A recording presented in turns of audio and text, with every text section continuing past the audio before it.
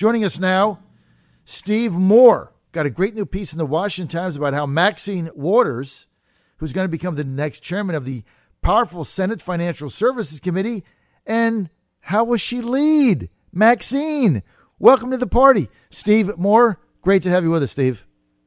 Hi, John. Good morning. So, Steve, now that the dust is settling and the new members of the House of Representatives are descending on D.C. today in the Capitol. A lot of younger people, a lot of women. But one of the untold stories here, as you pointed out in your article in the Washington Times, Steve Moore, Maxine Waters takes control of a key committee. What happens? Well, look, I mean, the Democrats had a good night, obviously, a week ago in the midterms. They picked up something like 35 to 40 House seats. We don't know the exact number yet. There's still some to be counted. And it's interesting to me that the economy, which is booming, that's the point of my book, Trumponomics. We've got the strongest economy now in 30 years, and yet people went out and voted, for the people who voted against those policies. And one of the people who's going to be elevated now to a prime position in the Democratic caucus in the House is Maxine Waters from California, and she will be the head of the Financial Services Committee, which is one of the most powerful committees in Congress because it oversees all the banks, insurance companies, Wall Street, and so on. And the point of my piece is that this will be literally the fox guarding the hen house. She is someone who, we all remember the financial crisis of 2007 and 8 and 9, when all the banks failed and the mortgage companies failed and the insurance companies failed. She was one of the people who was not only asleep at the switch, she was one of the people who actually resisted some of the regulations that could have actually prevented that. And the reason she avoided talk of any kind of reining in groups like Fannie Mae and Freddie Mac at the center of the crisis was because she took huge amounts of money from them. And so this is a bit hypocritical for Democrats to now put her back in charge when she was one of the people at the center of the storm back in 2008.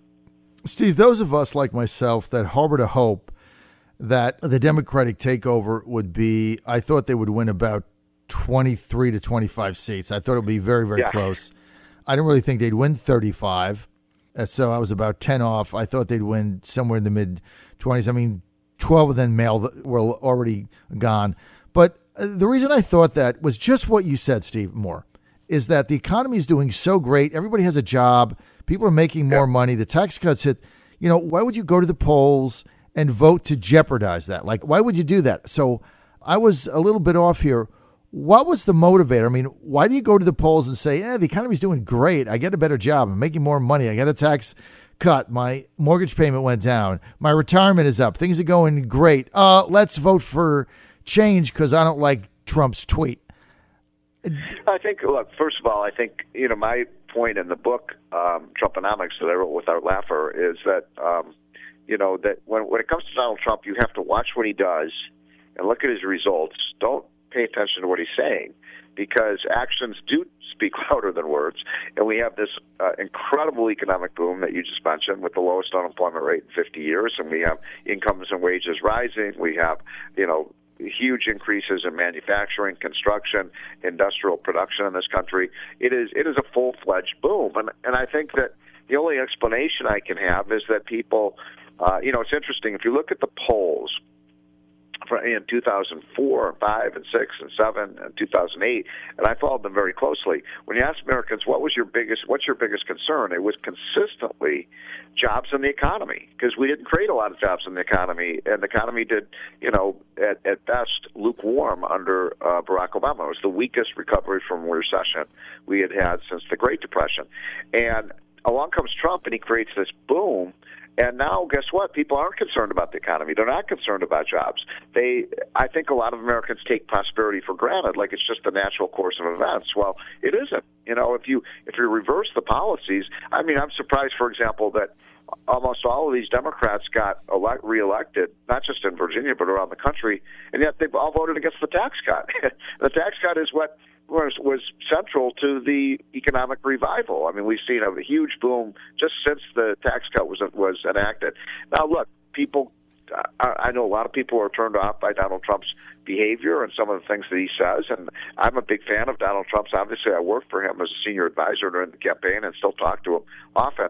Sometimes I even roll my eyes about the things that he says. But my God, you've just got to love these results. And I worry that, people can sort of take the economy for granted now.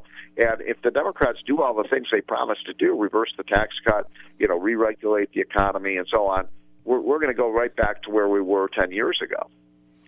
So, Steve Moore, walk us through that. So they take over these committees, but the mantra now is, okay, they have to stop criticizing and start to govern. Well, no, they don't. They can just subpoena and investigate and try to impeach and do whatever it is that they're going to do. Maxine jumping up and down, talking about resistance. They're going to continue to do that, right? But in reality, policy-wise, they can't get anything done. They can't get it through the Senate, and the president isn't going to sign it. So they can't really overturn any of this stuff, right? That's true. And that's why I'm not that nervous about what happened a week ago Tuesday, because you're exactly right. The Republicans still control the Senate. They actually gained seats in the Senate. They lost a lot of House seats, and by the way, Virginia was a bloodbath for Republicans. Yep. It's sad to me as a Virginia resident. When I moved to Virginia 25 years ago, Virginia was a red state, and then it turned purple about 5 or 6 or 7 years ago, and now you'd have to classify Virginia as the one southern blue state, which I think is unfortunate. But look, you're right; they can't do that much damage legislatively, because anything that they pass would not get through the Senate, or Trump would veto them. I'm just more concerned about the attitude of a lot of Americans that prosperity is just something to be taken for granted. You sort of, this absurd argument that Barack Obama made at the end of the campaign season. Remember, he was running around, I'm the one who caused this boom. Well, wait a minute.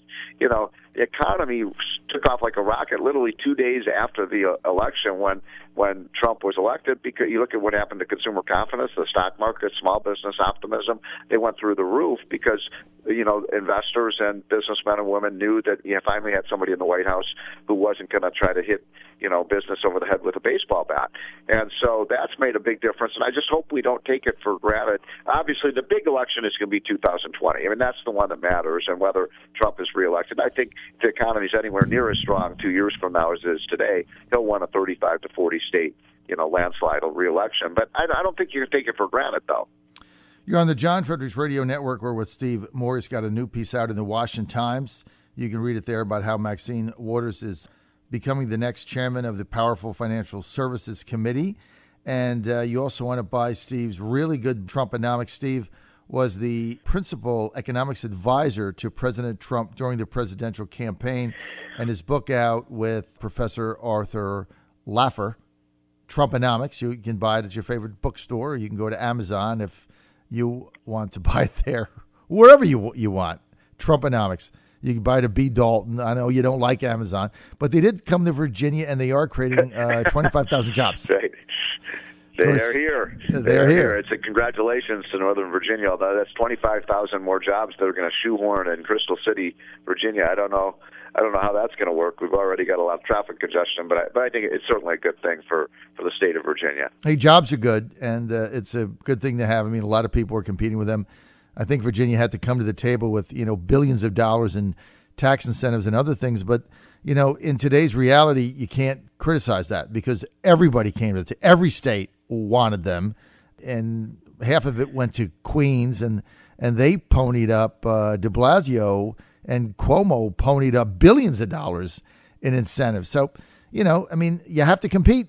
And so they have to do what they have to do. Look, I'm not a big fan of those corporate welfare payments. Amazon's the second most. I think it's a $1 trillion company now, and it's only behind Apple in terms of its market capitalization.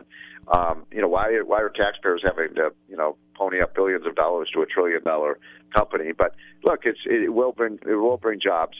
And by the way, Virginia is still, despite the fact that it's become a blue state, it's still a fairly pro-business environment in Virginia. It's a right-to-work state, which is essential. By the way, some of the Democrats want to get rid of the right-to-work laws in Virginia and make it a forced union state, which would be horrifically anti-growth. But Virginia's taxes, although they went up under McDonald, who was a Republican, one of the worst governors ever in Virginia. The the economy is strong. It's a pretty pro-growth, pro-business state, and I love Virginia. I just hope it doesn't go over the deep end like Connecticut, and New York, and California that are so deep blue, and businesses are moving out of that. The big story of America, by the way, is that the blue states are getting bluer, they're getting more Democratic, and the red states are getting more Republican. And what's happened over the last 25 years is people moving out of blue states and they're moving to red states. They're moving to states like Tennessee and Texas and Florida and Arizona and North Carolina and states like that. So Virginia doesn't want to be like New York and California. You want to be more like Texas and Florida.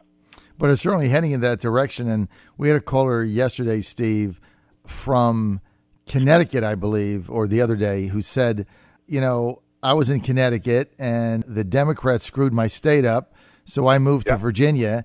Now, all of these other people in Connecticut are getting out. They moved to Virginia, and now they're going to screw up Virginia, and then they'll end up in Montana, and they'll screw that up.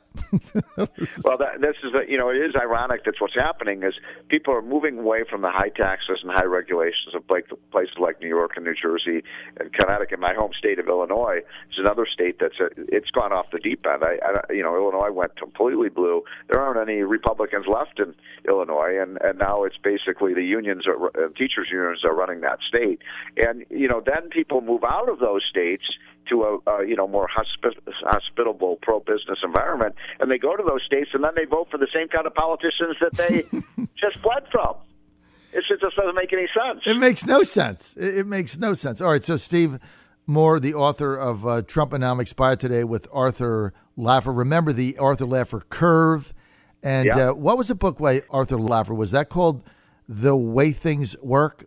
Jog my memory here. It was a long time ago. That was Jude Jude Wanniski wrote a Wanniski. very famous book called The Way the World Works that really explained how the Reagan Revolution happened. And by the way, Reagan was one of America's great economic saviors. I believe he probably belongs on Mount Rushmore by saving, I don't know if you're old enough to remember, John, the 20% mortgage interest rates and 15% inflation that misery we had under index. Jimmy Carter. But, Reagan saved us from that. He won the Cold War and he rebuilt our economy. And by the way, Laffer and I and Larry Kudlow worked together on these ideas. And the book is really just a firsthand account of how Trump came across these ideas, how we did the tax cut, the deregulations, the promotion of American energy policy, which is, did you know today we're now, thanks in no small part to Trump, the United States is the number one oil and gas producer in the world. How awesome is that? And by the way, you got these lunatic lefties running around saying, stop producing American oil and gas. We get millions of jobs from our oil and gas industry. So it's I'm right now in Wilkes-Barre, Pennsylvania, which is right in the Marcellus Shale, where we have all of this natural gas. It's revived the entire economy in central Pennsylvania. And you got these lunatic environmentalists saying, no more oil, no more gas. It's like, what, you want to get the oil and gas from Saudi Arabia and Iran and Iraq rather than here in America? It doesn't make any sense. Half the stuff they do doesn't make any sense whatsoever. And, to ever think those of us that lived through the gas lines during Jimmy Carter, what was that, in the 70s? I remember we went to... I remember it. Right? I lived in New Jersey, and we had the odd and even days. If your plate was even, you went one day, odd the other day. And I remember my father that needed gas to get to work had to get up at 3 a.m. to get in line. So I remember that too. The same thing happened when I was living in Chicago. We'd have to get up at 6 in the morning, and my parents were like, "Why do we have to get up so early?" And I was miserable. And then we'd drive over to the gas station. We'd be the 14th car in line, and you'd sit there and wait for 40 minutes to get your car filled up. And that was when everybody said, "Remember that? All these crazy environmentalists back then said, we're running out of oil and gas. There's no more peak oil, and we're going to drill the last barrel of oil." Well, ladies and gentlemen, I hope there's nobody in America and nobody listening to the show believes that we're running out of oil and gas. We are running into it. We have so much oil and gas here in the United States and in Pennsylvania and West Virginia and in Texas and Oklahoma and Alaska and all over the country. We have so much of this stuff, and it's one of the reasons the prices have been falling. But anyway, the main point is free enterprise works, and Trump believes in free enterprise. He's a pro-business guy. I think that's part of his success. He wants American business to succeed because he knows you need American businesses to succeed for workers to succeed. There's an old saying, liberals love jobs, but they hate employers. You can't have one without the other. Right. That's exactly it. So we'll have to see. We'll have to see what the Democrats attempt to do. Are you in favor of, because it's our view, the president should go immediately to the Democrats with an infrastructure bill and make them act on it? Are you in favor of that? Or do you think he just waits for them to mess things up? Look, infrastructure we need infrastructure in this country. By the way, we're in the midst of the biggest, I laugh when people say, infrastructure. We're in the midst right now, as we sit here or stand here, in the biggest construction boom in the history of the United States. Every city you go to, whether it's Richmond, Virginia, or Memphis, Tennessee, or Denver, Colorado, or San Francisco, or Los Angeles, or even Detroit, Cleveland, everywhere I go, because I'm on the road 2 or 3 days a week, all you see is construction cranes dotting the skyline with new factories, new warehouses, new apartment buildings, new condominiums. People are building like nothing, and that's why a lot of the companies, the construction companies, say we can't find the workers to do all the work. So yes, the infrastructure we need is private infrastructure. We need more factories. We need the factories to come back from China and Mexico here, and that's happening thanks to the tax cut and the deregulation. And then the other kind of infrastructure we really need is I mentioned the energy revolution. We need pipelines. As I said, I'm here in central Pennsylvania, right in the middle of the shale oil and gas revolution. We're not that far from New England, right? I mean, we're just a few hundred miles from New England, and yet we don't have the pipelines to get the gas from central Pennsylvania to New England. So last year, you're not going to believe this, John, last year we had a cold winter, so there was a big demand for heating oil and gas for electric power, and we had to get the natural gas from Russia to Boston because we don't have pipelines to get it from Pennsylvania. I mean, how stupid is that? And you've got these environmentalists running around saying, no more pipelines. It's like that's like saying we shouldn't have the interstate highway system. I mean, I'm sorry. I just think some of these left-wing environmentalists are crazy. What do they want us to do, ride our bicycles? No more interstate highways. Steve Moore, we're out of time. Thank you. All right. It's great to be with you, John. Let's do this again soon. Steve, it's always good to be with you. Thank you so much. Steve Moore, buy his book, Trumponomics, with Arthur Laffer, the inventor of the Laffer curve, of which I did my master's thesis on